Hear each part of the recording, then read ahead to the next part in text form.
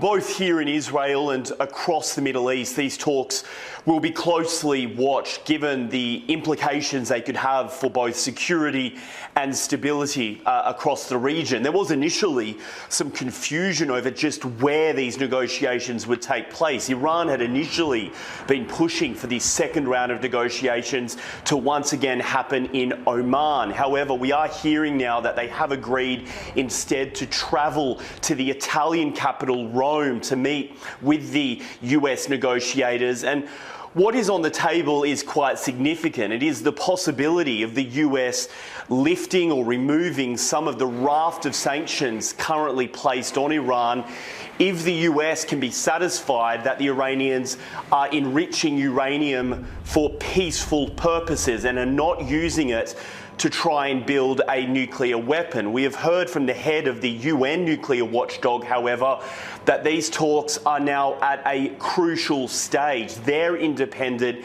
estimates suggest that right now Iran has reached uranium enrichment purity levels of around 60%, but are on their way to the 90% that is needed in order to make a nuclear weapon. Of course, for Israel, they will be acutely interested in what takes place at these talks. In fact, we have heard some reporting from the New York Times in recent days suggesting that during his recent visit to Washington to meet with President Trump, Prime Minister Benjamin Netanyahu pushed for the US to take military action instead against Iran, pushing aside the idea of a diplomatic solution and suggesting that only military airstrikes on Iran's nuclear facilities would, in his view, solve the problem. But that same reporting suggests that President Trump did push back against this idea. He wants to give some space to a possible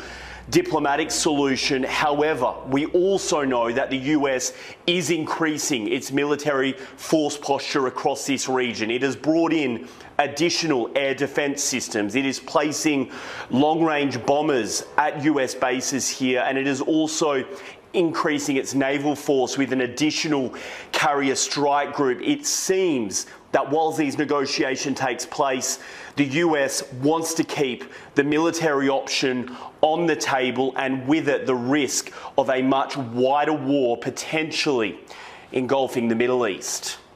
Trent Murray, CNA, Tel Aviv.